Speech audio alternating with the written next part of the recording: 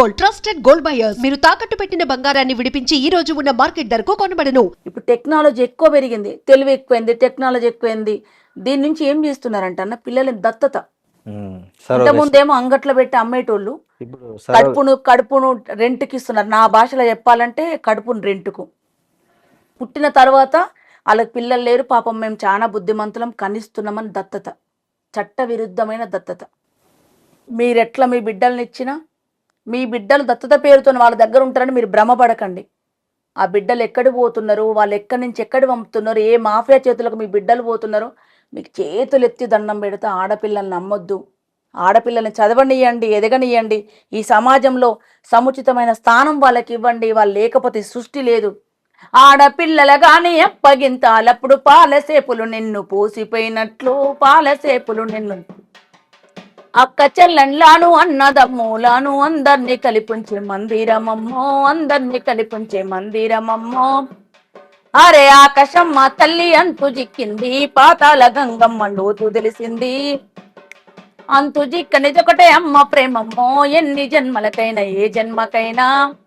అందుకే కన్నతల్లి కన్నుల్లో కన్నీళ్లు లేని రాజ్యం కావాలి, అట్లాంటి పరిపాలన కావాలి.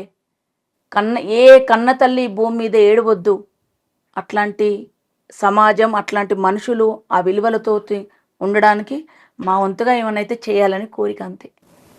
ఇప్పుడు మీకు పాటలు మీరు పాడేవాళ్ళు, ఆయన మీకు డోలకు డప్పు కొట్టేవాళ్ళు. సో మీ ఇద్దరి మధ్య ఒక అవగాహన, అంటే ఒకరినొకరు ఇష్టపడుకోవడం అనే అట్లాంటి ఎట్లా తెలిసింది? ఎవరు ఫస్ట్ ఎక్స్ప్రెస్ చేశారు? యాక్చువల్లీ వీరేశం గారిని నేను ముందు అన్న అని పిలిచేదాన్ని.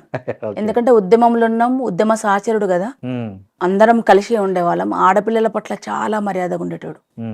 అందరు ఉంటారు, ఉద్యమంలో పనిచేసిన విప్లవోద్యమంలో ఉన్న ప్రతి ఒక్కరు చాలా మర్యాద ఉంటారు. చాలా ఒక తండ్రి వాళ్ళకి ఎట్లాంటిది ఉన్నా ఏమున్నా చిన్నప్పటి నుంచి కలిసే పెరిగినాం. 6th క్లాస్ నుంచి అంటే ఇంకేముంటది అన్న, యాజ్ ఎ బ్రదర్ లాగా, సీనియరు, మా పెద్ద అన్నలాగా చూసుకొని ఉండేటోడు. ఓల్డ్ టైమర్లలో నేను ఒక్కదాన్ని అమ్మాయిని ఉండే, ఈ జిల్లాలో అమ్మాయిని ఒక్కదాన్ని, అంటే నా ఏజ్ వాళ్ళు నేను ఒక్కదాన్ని. నా సీనియర్లు చాలా మంది అక్క వాళ్ళు ఉన్నారు. అట్లా ఉన్నారు. మిగిలిన మేమిద్దరమే కాబట్టి అందరు మమ్మల్ని పెళ్లి చేసుకోమని, చేసుకోండి మీరిద్దరే ఉన్నారు పెళ్లి చేసుకోండి అని అడిగినరు. నేను అప్పుడు కొంచెం ఉంది, నాకు ఇప్పుడు పెళ్లి ఉద్దేశం లేదు, నేను తర్వాత చేసుకుంటాను, నాకు ఉద్యమంలో పని చేయాలని ఉంది, ఇంకా కొంచెం ఏదైనా పెద్ద స్టెప్ తీసుకోవాలని, దానికి పెళ్లి ఆటంకం అయింది కాబట్టి వద్దు అని పార్టీ వాళ్ళకి అబ్జెక్షన్ చెప్పిన, నేను ఇప్పుడు చేసుకోనని. మళ్ళీ తర్వాత కొన్ని రోజుల తర్వాత మళ్ళీ మేమే క్లోజ్ అయినప్పుడు, చేసుకుందాం అనుకున్నప్పుడు, ఎట్లాగ ఇద్దరం ఉన్నాము, ఓకే మనమ్మటే పడుతురు కదా, ఆలోచిద్దామని మాట్లాడుకున్నప్పుడు చేసుకుందాం కానీ కండిషన్స్ పెట్టుకొని. ఏం కండిషన్స్ పెట్టుకున్నారు? పిల్లలొద్దు, పిల్లల్ని కనొద్దు, రేపు మనకు వాళ్ళు భవిష్యత్తులో ఇబ్బంది అవుతారు, కుటుంబాలు యాక్సెప్ట్ చేస్తాయో చేయవు, వాళ్ళు చేయకపోతే కనొద్దు, చేసినా కూడా కనొద్దు, అప్పుడు కండిషన్ బట్టి ఉందాం అని నేను కండిషన్ పెట్టిన. కనొద్దు, మనకు వాళ్ళు అడ్డం వస్తారు, మన సీనియర్లను ఆల్రెడీ చూసినాం, మనం ఏడుకో అడుగు పోయి చచ్చిపోతే మళ్ళీ పిల్లలు వాళ్ళ కోసం రాజీపడి రావాల్సి వస్తుంది అనుకున్నాం. చివరికి మా జీవితంలో అదే జరిగింది, రాజీపడే రావాల్సి వచ్చింది. అనుకున్నాం, కాలేదు, ఇద్దరం అనుకొని పార్టీకి చెప్పిన, లెటర్ పెడితే చేసింది పెళ్ళి. ఎప్పుడు అక్క ఎట్లా చేసుకున్నారు? 2001లో. పార్టీలో ఏముంటుంది అన్న, చాలా సిస్టమేటిక్ ఉంటుంది. మీరు విన్నంత ఈజీగా, మీరు చూసినంత ఈజీగా ఉండదు. పెళ్లి చేసుకుంటామని చెప్తే 6 months 1 year వేరు దగ్గర వేస్తారు ఇద్దరిని. వేరు దగ్గర ఉండాలి. అప్పుడు ఏమన్నా మనస్పర్ధలు వస్తాయా, ఏమన్నా వస్తుందా అబ్జర్వేషన్ చేసి, ఇలా అట్రాక్షనా లేకపోతే సిన్సియర్గా ఉంటారా, ఒకరినొకరు అర్థం చేసుకున్నారా లేదు. ఇంకా మేము అర్థం చేసుకున్నది ఏం లేదు. ఆయన ఏం తింటాడో ఏముంటాడో ఆయన తెలుసు, నేను ఎట్లా గట్టిగా మాట్లాడితే ఏముంటానో ఆయన, నా గురించి ఆయన తెలుసు, తెలియంది ఏం లేదు. కానీ అయినా సరే పార్టీ కండిషన్ ప్రకారం ఉంటుంది. 6 months పంపించి యాక్సెప్ట్ చేసి చేసారు. నకరికల్ ఈ టౌన్ హెడ్ క్వార్టర్ టౌన్లోనే హై స్కూల్ ఉంటుంది, దాంట్లో చేసారు మా పెళ్ళి. ఇంత ఒక 2-3 పూలు ఇట్లా మాల కట్టిన దారం తీసుకొచ్చి అల్లి చేసిండ్రు, వచ్చారు. అమ్మా నాన్న కాకుండా ఊరికే పూల తాళు ఉండదన్న, ఓన్లీ దండల మార్పిడి చేసుకుని ఏం లేదు. అందరి ముందు మేము రేపటి నుంచి భార్య భర్తలమే, మేము తిరిగినా ఒక దగ్గర కూర్చున్నా మీరు తప్పుగా అనుకోవద్దని ప్రకటించడమే, అంతే. పెళ్ళి అంటే మీ దృష్టిలో మేము ఈ రోజు నుంచి భార్య భర్తలు కలిసి బతుకుతాం, ఇక మమ్మల్ని వేరే తిరిగి అనుకోకండి, మళ్ళీ మీకు ఏం అనుమానం లేవని అన్ని క్లియర్ చేయడానికి అదొక వేదిక, అంతే. ఎవరెవరు వచ్చారు మీ పెళ్లికి? అంబేద్కర్ అన్న అని ఉంటాడు, నెల్లూరులో ఉంటాడు, మా సీనియరు, మాకు రాజకీయ గురువు కూడా. అన్న చేతుల మీద చేశారు, జిల్లా పార్టీ చేసింది. అంబేద్కర్ వచ్చి చేసిండు. భోజనాలు గీజనాలు అట్లా ఏమన్నా పెట్టిండు అన్న, పార్టీ వాళ్ళు పెట్టిండు భోజనం. ఓకే. ఎవరు పెట్టిరో తెలియదు ఆ రోజు, కానీ భోజనాలు పెట్టిరు. 2001 ఆగస్టు 2వ తారీఖు రోజు. అప్పటి వరకు ఆ సంవత్సరం ఒక్క రోజు కూడా వర్షాలు పడలేదన్న. బాగా వర్షం పడ్డది. రేపు పెళ్ళనగా ఈ రోజు వర్షం పడ్డది. ఇక్కడ దాకా నీళ్లు. మా పెళ్ళికి ఏదో వర్షం పడ్డ సెంటిమెంట్ కాదు, ఆ రోజు ఏదో వాతావరణం వచ్చింది, వర్షం పడ్డది. నీళ్ళలోనే అన్నం తిన్నాం. తడిసే బట్టలు సగం నాకు ఇందాక తడిసి, మా పెళ్లి ఫోటోలు తడిసే ఉంటాయి, తడిసిపోయి దండలు వేసుకొచ్చుకున్నాం. ఓకే, వరుణ దేవుడు మీకు శుభం పలికాడు అన్నట్లు. ప్రజలు దీవెనలు ఇచ్చిరు. ఓకే. సో పెళ్ళి అయినాక మళ్ళీ ఒకే దగ్గర వేసారా మిమ్మల్ని పార్టీలో పనిచేయడానికి? ఎక్కడుంటే అక్కడైనా ఒకే దగ్గర ఏం లేదు. ఇక ఎవరి పని వాళ్ళు, ఎవరి కమిటీ నిర్మాణం, ఎవరి పనులలో వాళ్ళు ఉండాల్సిందే, ఎక్కడోళ్ళు అక్కడ ఉండాల్సిందే. ఇప్పుడు మీరేమో రెడ్డి, అవును. తనేమో దళిత్ కదా. సో మీరు పెళ్లి చేసుకుంటే మీ ఇంట్లో వాళ్ళు కానీ వాళ్ళ ఇంట్లో వాళ్ళ రియాక్షన్ ఎట్లుంది? అప్పుడు సొసైటీలో ఎలాంటి సిచ్యువేషన్ ఫేస్ చేశారు? ఎందుకంటే ఇప్పుడు కంటే అప్పుడు ఇంకా ఎక్కువ కులతత్వం చాలా ఎక్కువ ఉంది. సో ఇప్పుడు కూడా ఉందన్న. ఇప్పుడు ఉంది, ఇప్పుడు కొంచెం సోఫిస్టికేటెడ్ గా ఉంది, హైటెక్. ఇప్పుడు ఎవరికి కనబడకుండా చూడుబుట్ట వేసుకుంటాము. వాడు అంత ముందు ఏమో ఈడు ఎందుకు వచ్చిండ్రా రాని ఎద్దు గడప దగ్గర ఎల్లగొట్టేటోళ్ళు, ఇప్పుడు కుసబెట్టుకొని తిట్టుకుంటాడు. అవును, మన వేరే ప్లేట్ పెడతాడు, ఏం చేస్తాడు, అనుభవించే వాళ్ళు తెలుస్తుంది అవన్నీ. ఏం పోలే, ఇప్పుడు కూడా కులం ఏం పోలేదు, పోదు కూడా ఇండియాలో నాకు తెలిసినంత వరకు. పోవాలి, పోదంటే మళ్ళీ వెనక పడతాం అన్న, పోవాలి. మీకేమి ఎలా కన్విన్స్ చేశారు మీ ఫ్యామిలీస్ ని? కన్విన్స్ అవసరం లేదన్న. మా నాన్న మేము చిన్నగా ఉన్నప్పుడే చేసిండు. మేము చిన్నగా ఉన్నప్పుడే మా ఇంట్లో చాలా మంది పెళ్లిళ్ళు చేసిండు నాన్న. ఇంట్లో అంటే పార్టీలో నాన్న చేతుల మించి చాలా మంది పెళ్లిళ్ళు చేసిండు. వాళ్ళు మా కళ్ళ ముందు పిల్లల్ని కన్నారు, మంచి హ్యాపీగా ఉన్నారు వాళ్ళందరూ. నాన్న ఎప్పుడు అబ్జెక్షన్ చెప్పలేదు. వీరశంకర్ సైడ్ నుంచి వాళ్ళ ఫ్యామిలీ కూడా చెప్పలేదు. వాళ్ళ పేరెంట్స్, మా అమ్మ నాన్న ఎంతో వాళ్ళ అమ్మ నాన్ననే పిలుస్తాను నేను ఇప్పుడు కూడా. వాళ్ళు చనిపోయినరు, అమ్మ నాన్న బావల్ని కూడా అన్న అనే పిలుస్తాను నేను. ఎవరి నుంచి అబ్జెక్షన్ లేదు, కానీ అమ్మకు కొంచెం భయం ఉండే. ఆమెకు లోకం సమాజం తెలియదు కదా, ఆమె ఒక్కతే అబ్జెక్షన్ చెప్పింది. ఇంత పెద్ద డిసిషన్ తీసుకున్నాం, ఎవరు వస్తారు మన ఇంటికి, ఎవరు రానియరు, ఇప్పటికే మేయ వాళ్ళు ఇట్లా ఇట్లు ఉన్నాం, మనం ఎందుకు అట్లా చేసినాం అని ఒక్కసారి ఏడ్చింది. మేము మా నాన్న చెప్పకుండా పెళ్లి కార్డు తీసుకొని పోయినాం, పార్టీ తీసుకొని పోయింది. అన్న ఇట్లా బుజ్జి పెళ్లి చేస్తున్నాం అంటే, నా బిడ్డ పెళ్లి చేయడానికి మీరెవరు, నేనేమన్నా అబ్జెక్షన్ చెప్తానా, కార్డు కొట్టుకొని మీరు ఎట్లా వస్తారు, నేనే పెళ్లి చేసి మిమ్మల్ని పిలుస్తా కదా, ఎందుకు వచ్చిరని కొంచెం సీరియస్ అయ్యిండు. యాక్సెప్ట్ చేసిరు. అమ్మ ఆ క్షణం వరకే, అర్ధగంట వరకే ఆమె చూపించింది కోపం. దాని తర్వాత ఆమెనే పెద్ద, ఆమెనే అన్ని. ఇప్పుడు ఎమ్మెల్యే గారికి ఆమెనే ఇష్టమైన అమ్మ. కానీ కుటుంబం మాత్రం ఒక 3-4 ఇయర్స్ క్యాస్ట్ వాళ్ళు వెలివేసినట్టు. అంటే ప్రోగ్రామ్ లో బిల్లకూడదు. తమ్ముడు పెళ్లి చేసినామన్న, నా తర్వాత తమ్ముడు పెళ్లి అయింది, చెల్లెదైంది. వాళ్ళ పెళ్లికి ఏం అడ్డంకులు రాలేదా? వచ్చినాయి. అంటే అడ్డంకులు అంటే మా మామయ్య బిడ్డనే చేసినాము, చేసుకుండు మామయ్యనే చేసిరు కాబట్టి ఏం ప్రాబ్లం రాలేదు. పిల్లల్ని ఇవ్వడానికి ఏం ప్రాబ్లం రాలే, కానీ చుట్టాలు రాలేదు. వాళ్ళ ఇళ్ళ కార్యాలు అయితే మమ్మల్ని పిలవకపోవడము, పిలవలేదని మేము ఏం ఫీల్ అవ్వలే, కానీ పిలవలే. ఒక 3-4 ఇయర్స్ వరకు చాలా ప్రాబ్లమ్స్. మేమెవరం ఫీల్ కాలేం, మన అవసరం లేదని మేమున్నాం, కానీ అమ్మ ఫీల్ అవుతుండే. నేను ఎట్లా పిలిస్తే పోయేదాన్ని కాదు. మీరు ఎప్పుడన్నా వెళ్ళి మీకు సపరేట్ గా ప్లేట్ పెట్టిన సందర్భాలు ఉన్నాయా మీ బంధువుల ఇళ్ళల్లో? అట్లా అస్సలు లేవా. అట్లా పెడతారనే ఆలోచన ఉండు కాదు. వాళ్ళ తేడా మనకు అవగాహన ఉంది కదా, చిన్నప్పటి నుంచి నేర్చుకున్నాం కదా. అవగాహన ఉందంటే నా ఇళ్ళలో పోవడం మానేసుడు. అసలు నాకు చుట్టాల ఇళ్ళలో పోయే టైం కూడా లేదన్న, అంత టైం కూడా లేదు. ప్రేమ గుండోళ్ళ దగ్గరగా పోతాం, ఇప్పటి కూడా అంతే. ఎవరు స్వీకరిస్తారు, ఎవరు ప్రేమ కూడా రాళ్ళకాడికి. ఈ విప్లవ నేపథ్యంలో మీరు ఈ ఉద్యమంలోకి వెళ్ళారు కదా, అప్పుడు మిమ్మల్ని బాగా ఇన్స్పైర్ చేసిన నక్సలైట్ లీడర్స్ ఎవరు ఉన్నారా? చాలా మంది ఉన్నారన్న. కొంతమంది చెప్పండి, అంటే ఏ రకంగా అని. కూర రాజన్న ఉన్నాడు, ఇష్టం. అప్పుడు మేమున్న పాటలు ఆయన హీరో. క్లాసులు చెప్పడం, ప్రజల గురించి చెప్పడం, తండ్రిలాగా చూసుకోవడం. నాకు ఫస్ట్ పెన్ను కొనుక్కొచ్చింది ఆయననే. ఢిల్లీ నుంచి పెన్ను తెచ్చిన, పెన్నుకు ఇట్లా చేతులు ఉంటుండే, హ్యాండ్ లాగుంటుండే సింబల్ పైన చెక్క పెన్ను. దాంట్లో రిపిల్ మార్చుకొని వేసుకోవాలి. చాలా రోజులు పెట్టుకున్నది. ఒకరోజు ఇంటికి పోలీసు వాళ్ళు దాడికి వచ్చినప్పుడు ఆ పెన్ను తీసుకుపోయిండు. ఆడికి నచ్చి తీసుకుపోయిండు ఆ పెన్నుని పోలీసోడు. నేనేమో ఎవిడెన్స్ తీసుకుపోయిండేమో తర్వాత అనుకున్నా, కానీ నన్ను నచ్చి తీసుకుపోయిండు. దొబ్బితో దొబ్బిండు, సర్వన్న దొబ్బడా, ఇంట్లో నా పెన్ను దొబ్బిడని చాలా రోజులు బాధపడ్డా. కూర రాజన్న, భరతన్న, అమరులు చాలా మంది ఇష్టం అన్న. ఒక్కరు కాదు, ప్రజల కోసం, ప్రజల సంక్షేమం కోసం, ప్రజలు కులం మతం ఇవన్నీ పోవాలని బిగిపిడికిలు బిగించిన వాళ్ళు ఎవరైనా నాకు ఇష్టమే అన్న. ఒక్కరిని చెప్తే అందరిని తక్కువ చేసినట్టు అవుతా. అందరు ఇష్టమే. సో వాళ్ళు ఎన్కౌంటర్ అట్లా ఎవరన్నా అట్లా ఎన్కౌంటర్ అయినప్పుడు ఎట్లా మీకు ఎట్లా అనిపించింది? మస్తు అవన్నీ మంది గుర్తుకొచ్చాయి చనిపోయిండ్రు, 50-60 మంది చనిపోయిండ్రు అన్న. మీతో బాగా ఇక్కడ ఇప్పుడు కూర్చొని చాయ్ తాగినాక తెల్లార వరకు శవమైన వాళ్ళు 6 మెంబర్స్ అన్న. బా. మా దగ్గరకు మేము కలిసిపోయి పొద్దున పోయిన ఉమ్, శాంతి చర్చల ప్రతినిధి రియాజ్ అన్న. ఉమ్, ఒక 20 ఏళ్ళు కలిసి సాచర్యం చేసినాం, ఉద్యమ సాచర్యం. ఉమ్, అన్నకు మ్యారేజ్ అయింది, మేము చిన్నప్పటి నుంచి. అన్నది బీటెక్ అయిపోయింది, మంచి ఇంటెలిజెంట్ కావాలి. వాళ్ళది గోల్డ్ మెడల్, బీటెక్లో గోల్డ్ మెడల్. అప్పుడు మన సప్లిమెంట్ చదువులకు ఆయన గోల్డ్ మెడల్ అంటే ఎంత నాలెడ్జ్. అవును. బట్టలు కూడా 3-4 రోజులకు ఒక రోజు ఉత్తుకునేటోడు అన్న. బా. పేపర్ రోడ్డు మీద కరపత్రం దొరికినా తీసుకొచ్చుకొని చదువుకునేటోడు, అంత క్లాసులు ఇచ్చేటోడు. తిండి టైంకి ఏదైనా తిండి ఎంత ఉన్నా ఇట్లున్నా, ఎంత మురిగి మేమే ఇట్లున్నాం అన్ననేటోడు. శాంతి చర్చల ప్రతినిధి జనశక్తి పార్టీ నుంచి ఎన్కౌంటరే చనిపోయాడు. యాదగిరి, భరత్ అన్న, మేదక్ సంజీవన్న, సుభాష్ అన్న, చాలామంది అమరులు ఉన్నారన్న.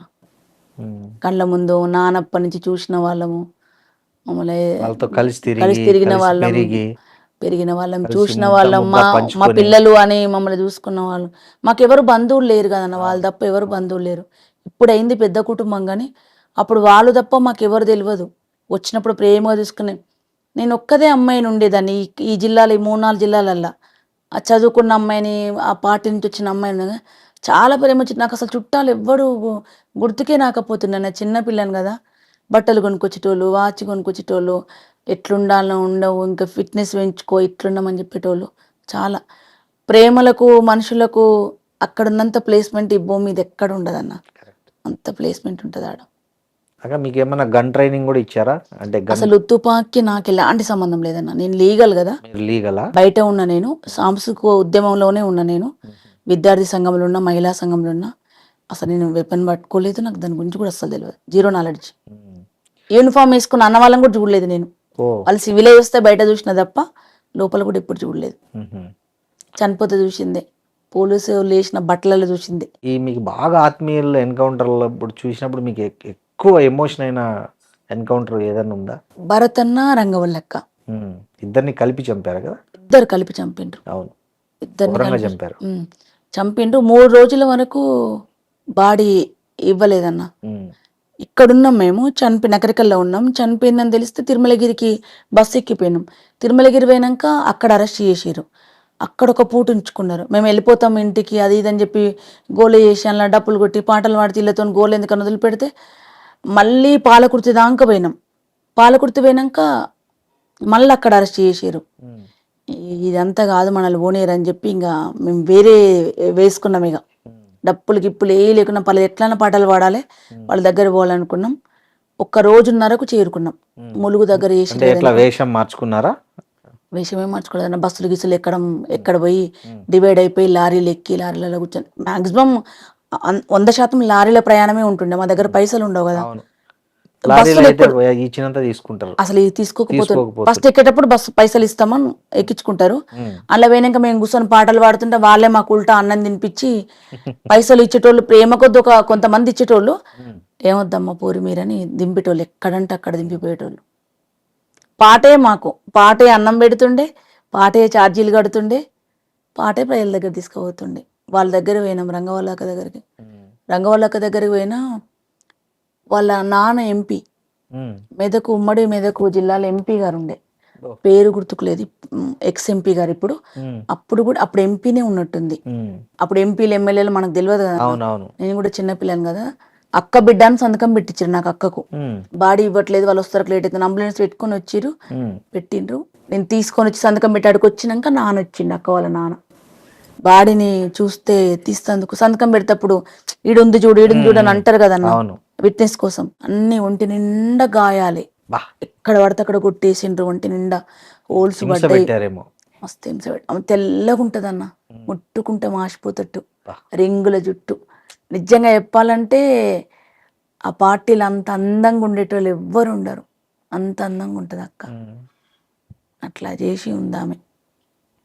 భరతననేమో వాళ్ళ ఫ్యామిలీ పిల్లలు తీసుకుపోయారు వరంగల్ కాబట్టి అటు వాళ్ళ అంత్యక్రియలు తీసుకుపోయారు. అక్కడ హైదరాబాద్ కాబట్టి మేము ఇటు తీసుకొని వచ్చినాం.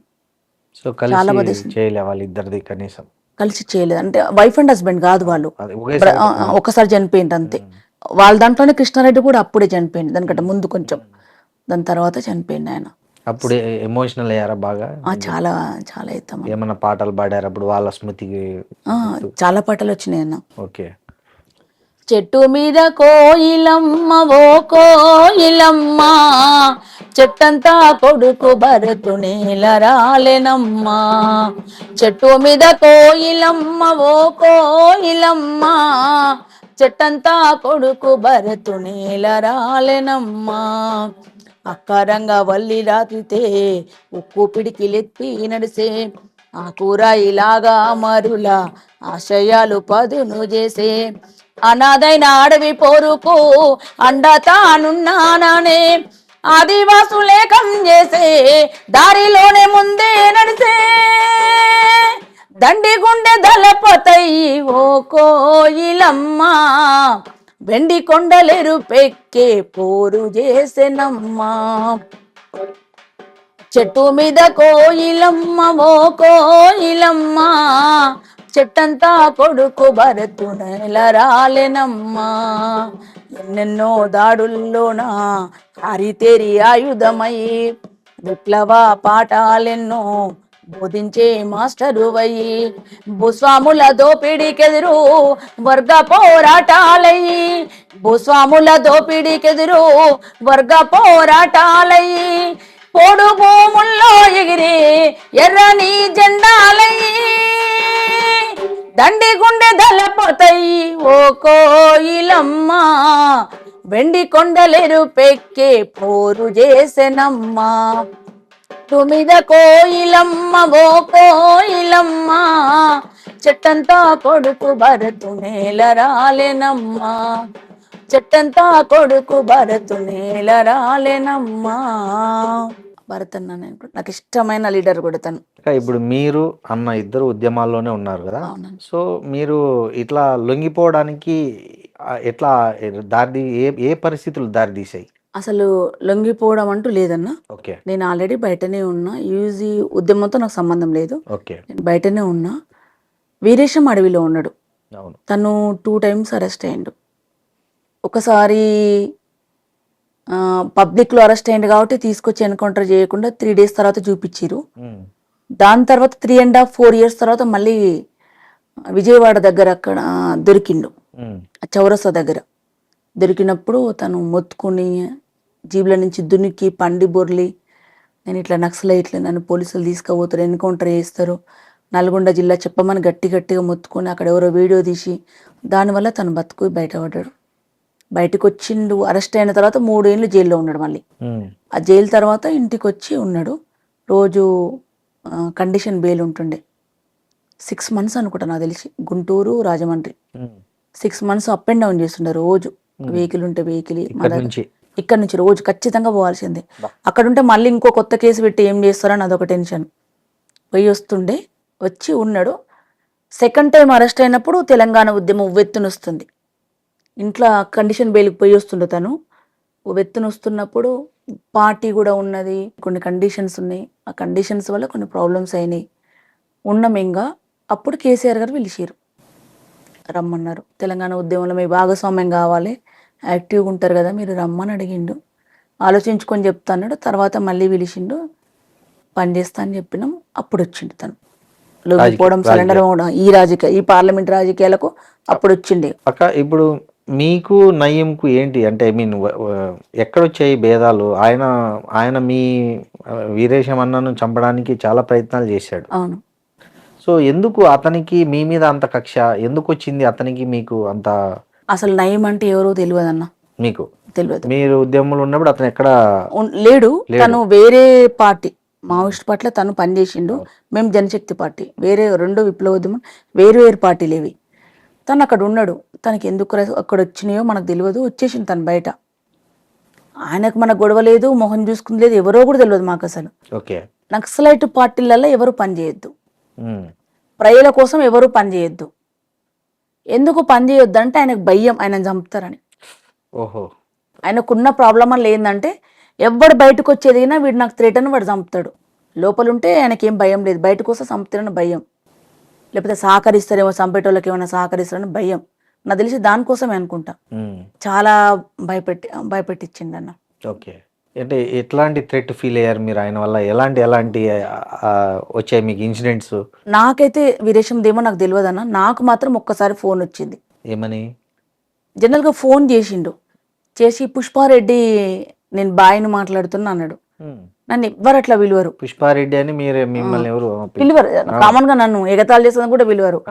మామూలుగా ఎవ్వరు పిలువరు. అట్లా పుష్పమ్మ అంటారు, అట్లనే అంటారు. అంటున్నారు ఎవరైనా, మరి ఎవరైనా అంటున్నారు ఏమో జోక్ గిట్లా అంటారు కదా అని నాకేం ఫీలింగ్ ఉందో అంటున్నాను అనుకున్నా. చెప్పండి అన్న అన్న నేను అంటే నేను బాయ్ని అన్నాడు. ఏ బాయ్ అని అన్నా నేను. జనరల్ గా మనోళ్ళే చేస్తారని ఉద్దేశం ఉంటది కదా నాకు కూడా. అంటే నేను బాయ్ని అన్నాడు. చెప్పండి పుష్పారెడ్డి అంటే బాయ్ అంటే నాకు తెలియదు చెప్పండి అన్న నేను గుర్తుపట్టలేదు అని మంచి జోయల్గా మాట్లాడుతున్నాను నేను. నేను నయం బాయ్ని అన్నాడు. ఇంకా నాకు అసలు ఏం చేయాలనో అర్థం కాలే. నేను అంతకుముందే ఇంట్లో ఫోన్లు వచ్చుడు, వాడి వల్ల ప్రాబ్లమ్స్ అవ్వడు, ఇంట్లో అవన్నీ ఫేస్ చేస్తూనే ఉన్నాం. అంటే నేను చేయలేదు, తను చేస్తే నేను తన నుంచి టెన్షన్ తీసుకుంటున్నా. ఆయన ఏం చేస్తున్నాడో, ఈయనకి ఏమంటాడో నాకు ఏది తెలియదు, కానీ విని మాత్రం టెన్షన్. ఇప్పుడు కార్యకర్తలకు చెప్పలేం ఇట్లా థ్రెటన్ ఉందని, వాళ్ళ నుంచి ప్రాబ్లం, వాళ్ళు ఇంకా భయభ్రాంతులకు గురవుతారు. మేము కడుపులో పెట్టుకుని ఎన్ని రోజులు ఉండలేం, అయినా ఫేస్ చేస్తున్నాం. కానీ కేసీఆర్ గారు తెలుసు, చెప్పినాం ఉంటే నేను చెప్పినట్టు వినకపోతే ఆయనది బాధ ఏంటంటే నల్గొండల గణపతిని పెట్టిరు. నాకు అప్పటి వరకు ప్రకాశం బజార్లో పెట్టే గణపతిని నయం పెడతారని తెలియదు నాకు. ఓహో, అతను గణపతి విగ్రహాలు కూడా పెట్టిస్తాడు. ఆడొక్క ప్రకాశం బజార్లో పెట్టే విగ్రహాన్ని పెట్టేది. ఎందుకు అతనికి ఆ విగ్రహానికి ఏంటి సంబంధం? అక్కడ కొంతమంది ముస్లిమ్స్ ఉంటారు, మరి క్యాచ్ చేసుకోవడానిక తన వెనకాల కూడా కొంతమంది హిందూ పిల్లలు ఉన్నారు కదా వాడుకోవడానికి, వాళ్ళు పెట్టేదా ఆధిపత్యం కోసం పెట్టిండో ఎందుకు పెట్టిండో తెలియదు నాకు. నాకు అప్పటి వరకు ఆయన గణపతులు పెట్టిస్తుండని తెలియదు. వినలేదు. ఆడ గణపతి పెట్టిస్తుండే, దానికి బొమ్మని ఫోర్స్ మమ్మల్ని. మేము ఎన్నడూ పోదానికి ఎందుకు పోతాం, మా కాన్స్టిట్యున్సీలో మేము తిరుగుతాం, మా కాన్స్టిట్యున్సీ కాదు కదా అని మా వర్షన్. పోలేదని నాతో నా డిస్కషన్ ఏం చేయలే, కానీ ఆయన ఉద్దేశం అక్కడికి పోతే మర్డర్ ప్లాన్ చేశారా? అక్కడికి పోతే ఇంకా దాని గురించి మనకు తెలియదు కదా. నాది వీరేశంకి ఆయనకు మాత్రమే తెలుసు. వీరేశంను పొమ్మనమని, పోకపోతే బాగుండదని నేను చెప్తే వింటలేడని, నేను పోను అంటున్నాడని, నువ్వు చెప్పమని అని. నేను ఎట్లా చెప్తా, తన అభిప్రాయం తనది కదా అన్న, నేను ఎట్లా చెప్తాను నేనన్నా. చెప్పాలని అన్నాడు. నేను చెప్పలేను అని చెప్పిన. నేను కూడా మస్తు గట్టిగా ఉండేదాన్ని అప్పుడు. భయపడ్డప్పుడు భయపడ్డా, కానీ నార్మల్ కొంచెం గ్యాప్ వస్తే భయపడదాను, కానీ నేను ఎందుకో అప్పుడైతే భయపడలేదు. అంతకుముందు వీరేశం చెప్తే భయపడ్డా, చాలా భయపడ్డా. మీ బాబు ఇప్పుడు స్లేట్ స్కూల్లో ఉన్నాడు హైదరాబాద్లో. ఇప్పుడు 12:30 అవుతుంది కదా, ఆటో ఎక్కుతాడు సెకండ్ సాటర్డే. వాడు ఔటర్ రింగ్ రోడ్ మీద లారీ కింద ఉంటాడు. బాబు ఇప్పుడు ఆటో ఎక్కుతున్నారు అని. అసలు నాకు ఇంకా నిజంగా బాబు ఎక్కుతారు. నేను ఫోన్ మాట్లాడిన ఆటో పోయింది. నాకు అసలు ఈ ఇంట్లోనే ఉన్నా, ఈ పక్కింట్లో ఉంటాడు అప్పుడు మేము.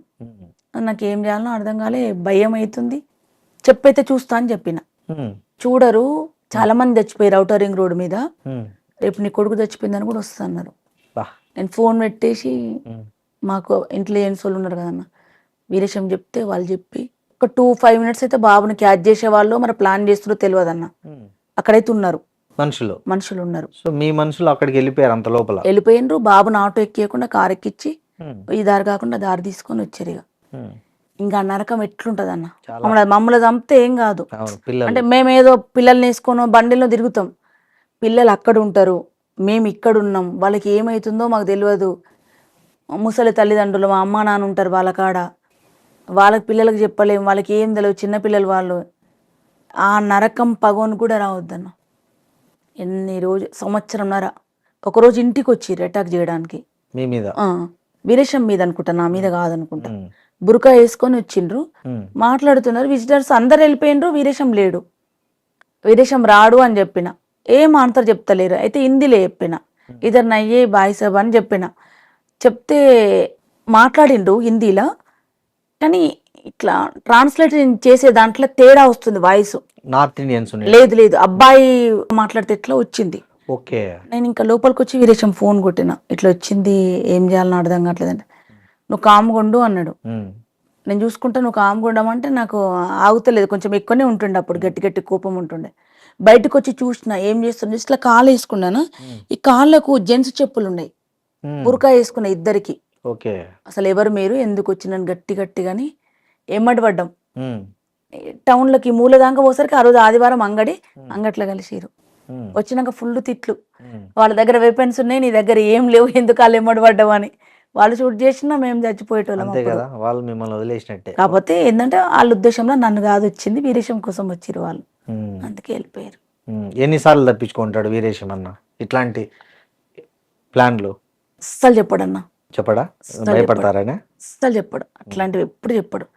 నాకు తెలిసినా నేను ప్రత్యక్షంగా అనుభవించిన ఈ రెండు, ఓకే. ఇంకా మిగతా ఎన్నిసార్లు ఉండో తెలియదు. ఆయనకి ఎన్ని వచ్చినాయి ఏమొచ్చినాయి ఏది తెలియదు.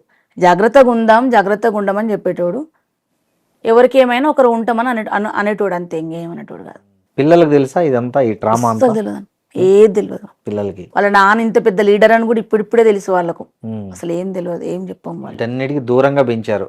దూరంగా ఏం పెంచలేదు, పార్టీకి ప్రజలందరితో ఉన్నాయి, కానీ ఈ థ్రెటన్ ఉన్న విషయాలు ఇవన్నీ ఎప్పుడు చెప్పాము, ఇప్పుడు కూడా చెప్పాము, ఏ చెప్పాం వాళ్ళకు. ఓకే. ఇప్పుడు వాళ్ళు పెద్దగా అయిండ్రు, వాళ్ళు కూడా రాజకీయాల్లోకి వస్తుంటారు కాబట్టి వాళ్ళకి అర్థమవుతుంది, కానీ ఏం చెప్పాం మనం, ఇంట్లో ఉన్న వాళ్ళకే చెప్పాం. సో నయీం నుంచి ఒక్కసారే ఫోన్ వచ్చింది, మళ్ళీ రాలేదు ఎప్పుడు? నాకైతే రాలేదన్న, నాకైతే రాలేదు ఒక్కసారి. అప్పట్లో కొంతమంది పోలీసులు కూడా నయీంకు తరఫునే పనిచేశారు అనేది కూడా ఉంది యాక్చువల్గా. పూర్తిగా ఉన్నారన్న, వాళ్ళ అండర్లో డీజీపీ అండర్లోనే ఉన్నాడు, రాష్ట్ర డీజీపీ అండర్లోనే ఉన్నాడు. సాంబశివుడు మీటింగ్ పోతుంటే వచ్చిండ్రు, కాకపోతే ఫోన్ కాదు అది, మనుషులే వచ్చి వెహికల్ ఆపిరు, నా వెహికల్. మీటింగ్కి వెళ్ళొద్దు మీరు, వెళ్తే చచ్చిపోతారని. చంపుదు రారాడికి వచ్చి చచ్చిపోయినాను కంటే ఎక్కువ అని పోయినాం. అనేది ఒక పెద్ద ఫోటో ఉంటుండే సాంబశివుడు అన్నది. వాళ్ళు ఎంత భయపడుతున్నారో ఏమొచ్చినా మనకు తెలియదు, కానీ ఎవరి కడుపులో వాళ్ళకే ఉంటది. పెద్ద కటౌట్ తెచ్చిరు అన్నది, సాంబశివుడు అన్నది పెద్దది, స్టేజ్ మీద అది పెడుతున్నారు. వీడు, నేను, ఇంకొక 2-3 అమ్మాయిలు ఉంటుండే. అది పక్కకుంటే నాకు అస్సలు నచ్చట్లేదు, పని తీరక పెట్టలేరేమో నేను అనుకుంటున్నా. ఆ ఫోన్ల వల్ల టెన్షన్ వల్ల పెట్టలేదని నాకు తర్వాత తెలిసింది. నేను తీసుకొచ్చి పిల్లలందరం కలిసి దానికి ఇట్లా స్టేజ్కి ఇట్లా స్ట్రైట్గా 2 ఇటుపక్క తెచ్చిరు, కష్టపడి లేపుకొచ్చి స్టేజ్కి పెట్టినాం. పైన పెట్టంగానే వచ్చిరు మనుషులు నా కాడికి. అది నీ చేతులతో నువ్వు కింద పడేస్తే తప్ప ఈ వెలిగొండ వదిలిపెట్టి వెళ్ళిపోవు, చచ్చిపోతే ఇట్లాంటి మీటింగ్ నాకు కూడా పెడతారు, ఏం కాదు పో అని అన్నాం. పోయింటిగా వాళ్ళు మనుషులు అంటే అక్కడ ఉన్నారు మనుషులు, నయీం మనుషులు మొత్తం అన్న పూర్తిగా. సాంబశివుడు చనిపోయిన మీటింగ్ 2 సభల దాకున్నారు, పూర్తిగా ఉన్నారు. అసలు సాంబశివుడిని సంపాదించిన అవసరం నయీంకి ఎందుకు వచ్చింది? ఎవరు ప్రజల కోసం పనిచేస్తే వాళ్ళకి ఎవరు థ్రెటన్ అనిపిస్తే వాళ్ళు చచ్చిపోవాలి. ఓకే. ఆయన లొంగిపోయి ఆయన ఏదో జనజీవన సేవంతిలో కలిశాడు కదా, కలిసిన వాళ్ళనే చూస్తేనే భయం అన్న వాళ్ళకు. అదేలే, మేమే చచ్చిపోయి వచ్చినాం ఆల్రెడీ, సచిన పావులం మేము. ఈ సచిన పావులం చూస్తే కూడా ఆయనకు భయం, సంపుతారని. అంత భయస్తుడు, పెద్ద గ్యాంగ్ లీడర్. ఓకే. అప్పుడు మీరు ఎప్పుడు ఈ నయీం మిమ్మల్ని బెదిరించిన ఈ క్రమంలో మీరు ఎప్పుడైనా పోలీసులను అప్రోచ్ అయ్యారా? పోలీసులకు చెప్పారా ఇట్లా మమ్మల్ని బెదిరిస్తున్నాడు, అతని వల్ల మాకు థ్రెట్ ఉంది అని? ఏం చేస్తారన్న వాళ్ళు, ఏం చేస్తారు? ఎవరు ఏం చేయరు, ఎవరు చెప్పలే. ఓకే. మా కడుపులో పెట్టుకున్నాం, మా ప్లాన్ మేము వేసుకున్నాం, మేము ఎట్లుండాలని అట్లున్నాం. మా పిల్లలతో మాతో ఉన్న పిల్లలు మిలిటెంట్ని ఎట్లా ఉంచుకోవాలి అట్లున్నాం, మాతో పాటే ఉన్నాం అంతే. ఓకే. ఎవరు చెప్పారు? మీ సొంత నేనైతే చెప్పలేదు. వీరేశం ఏమో నాకు తెలియదు, తను ఎమ్మెల్యే కాబట్టి తను ఏం చెప్పుకుంటూ తెలియదు, నేనైతే చెప్పలేదు. నయీం చనిపోయిన రోజు ఎట్లా ఫీల్ అయ్యారు మీరు? మస్తు ఫీల్ అయినా, అంటే చాలా హ్యాపీగా ఫీల్ అయినా. ఓకే. అవుతాం కదన్న, చాలా మందిని చంపిండు కదా. సెలబ్రేషన్స్ ఏముండన్న, మనిషి చచ్చిపోతే సెలబ్రేషన్స్ ఏముంటాయి అన్న. అంటే బాధించబడ్డ వాళ్ళు, బాధపడ్డ వాళ్ళు కొద్దిసేపు పోయిందిలే, ఉన్న వాళ్ళు ఎవరైనా ఫ్రీగా ఉంటారని అనుకుంటాం తప్ప, మనుషులు చచ్చిపోతే సెలబ్రేషన్ చేసుకున్నంత చెడ్డ బుద్ధి చాలా చెడ్డదన్నది. ఏ పోలీసులు అయితే నయీంని ఎంకరేజ్ చేశారనే జనం అంతా మీలాంటి ఉద్యమం నుంచి వచ్చిన వాళ్ళు అంటారో, అదే పోలీసులు మళ్ళీ నయీంను కాల్చి చంపడానికి రీజన్ ఏమై ఉంటుంది అనుకుంటున్నారు మీరు? ఏ ప్రభుత్వం ఉంటే ఆ ప్రభుత్వ అధికారులు, ఆ ప్రభుత్వ పెద్దలు ఏది చెప్తే అది పనిచేయడం. ఓకే. ఇది పోలీసు వాళ్ళకి నచ్చకపోవచ్చు నేను అనుకుంటున్నాను, ఎందుకంటే అదే పోలీసులు అప్పుడు కాపలాగా ఉన్నారు, అదే పోలీసులు చంపేసిండ్రు. కాబట్టి పోలీసు వాళ్ళ కోసం ఉద్యోగం చేసుకునే పోలీసు వాళ్ళది ప్రాబ్లం ఉండదు. వాళ్ళ వెనకాల ఉండి ఎవరైతే ఉంటారో వాళ్ళకి ఏం అవసరం ఉందో, రాజకీయ పెద్దలకి ఏం అవసరాలను ఆ అవసరాల తగ్గట్టు ఈ పోలీస్ వ్యవస్థను యూజ్ చేసుకుంటారు. అంటే నయీంను చంపాల్సిన అవసరం అప్పుడు ఎవరికి ఉండదు జనరల్గా? అందరికీ ఉంది. తెలంగాణ రాష్ట్రంలో ఉండి ప్రజల పక్షాన నిలబడి ప్రజా పోరాటాలు చేస్తున్న వాళ్ళు, తెలంగాణ రాష్ట్రం శాంతిగా ఉండాలి, ఉన్న కాడికి దీన్ని ఆ పారిన నీళ్ళతో పంటలు పండించుకొని తినాలంటే అట్లాంటి వాళ్ళు ఉండొద్దు అనుకుంది. తెలంగాణ రాష్ట్రంలో 4-5 కోట్ల మంది ప్రజలందరూ అనుకున్నారు కాబట్టి పోయిండు, ఒక్కరేం లేదు, అందరూ అనుకున్నారు. సో ఆయన కొంతమంది హీరోలుగా చెప్తుంటారు, అంత సాయం చేశాడు, ఇది చేశాడు, ఆ పిల్లల్ని చదివించాడు, ఇట్లాంటివి కూడా కొంత హీరోయిక్ కథలు చెప్తుంటారు బయట. నేనున్నాను ఇప్పుడు సారథిలో ఎంప్లాయీని. ఉమ్, నా బతుకు తెరువు కోసమో నా పాట కోసమో నేను ఎంప్లాయీగా పనిచేస్తున్నా. నాకు ఆ జీతం అవసరము, నా సొంత ప్రయోజనం అవసరం. నా సొంత ప్రయోజనం ఏమిటి? నేను చనిపోయిందాక పాట పాడాలి, నేను పాట పాడుతూ చనిపోవాలి. నేను పాట పాడితే నా పాట కులానికి సంబంధించిన నా తోటి అన్నదమ్ములు, నా బిడ్డలు, నా కులం, నా పాట కులం వాళ్ళందరూ నాకు వచ్చి డప్పు కొట్టాలనుకుంటా. అది డప్పు కొట్టాలంటే నేను రోజు ఆయన ఎమ్మటి ఉండాలి, వాళ్ళు నా ఎమ్మటి ఉండాలి, నేను వాళ్ళ ఎమ్మటి ఉండాలి. అట్లనే కదా. అవును. ఇలా 2 లక్ష్యాలు ఉన్నాయి. ఆర్థిక లక్ష్యం ఉన్నది, సాంస్కృతిక సాంస్కృతిక లక్ష్యం ఉన్నది. ఆర్థిక లక్ష్యం అనే దుర్మార్గమే. ఇంతకన్నా కాకుండా వేరే తిరిగి కూడా పాటలు పాడుకోవచ్చు. పాడుకోవచ్చు. అవును. కానీ నేను కాకుండా 2 ఎంచుకున్నంటే నాకు ఇలా బతుకు తెరువు ఉంది, పాట పాడాలని ఉంది. వాళ్ళకు కూడా సొంత ప్రయోజనం ఉంది. ఆయన ఎమ్మటి ఉండి చావు బతుకుండి చూసే వాళ్ళకు 10 లక్షలు ఇచ్చి ఉండరా నా ఎమ్మటి అంటే ఎప్పుడు చచ్చిపోతారో తెలియదు కాబట్టి ఉంటాడు. ఒకటి చంపినా అంటే కట్టలేసి వేసి ఉండొచ్చు.